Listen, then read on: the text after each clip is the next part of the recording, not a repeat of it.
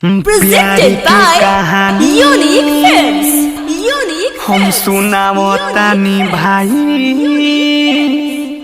लइकिन के राज हम बतावतानी भाई। हरे दूध गो यार बना के ई मुँह हमारा वावतारी This song mixed by Sangeeta Studio, Musehri Bazaar. Music by Rakesh Mithun Brother.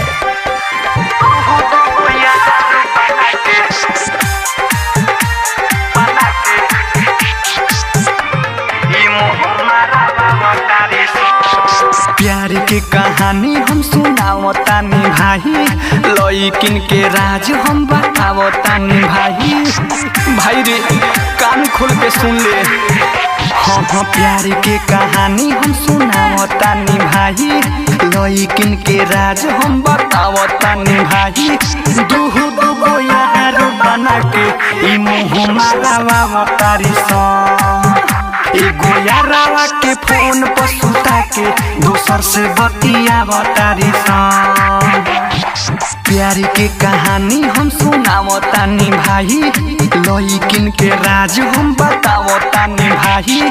दूगो यार बना के ई मुँह मारावतारी एगो यारावा के फोन पर सुता के दोसर से बतियावतारी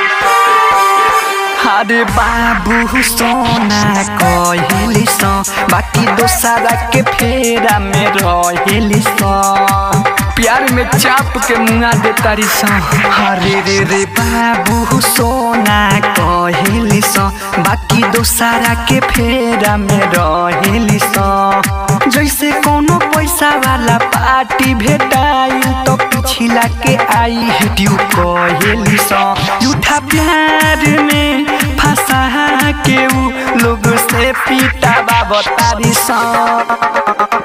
प्यार के कहानी हम सुनावतानी भाई लइकिन के राज हम बतावतानी भाई।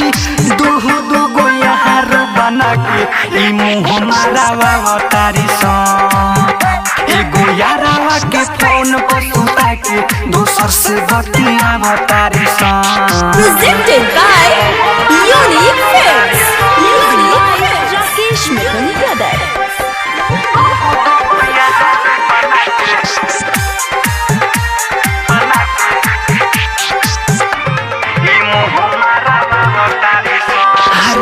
कड़ी मोबाइल महंगेली औरी इज्जत के बास पटांगेली हरे कलयु के प्यार हरे भाई। हरे दादा सिकड़ी मोबाइल मांगेली औरी इज्जत के बास पटांगेली गोविंद प्रेमी श्री राम जैसन लइकन के लभ के प्यार में सानेली बाते बिनती रे पीछा करी है जन जहर प्यार में खियावतारी प्यार के कहानी हम सुनावतानी भाई लइकिन के राज हम बतावतानी भाई। दूगो यार बना के ई मुँह मारावतारी एगो यारावा के फोन पर सुता के दोसर से बतियावतारी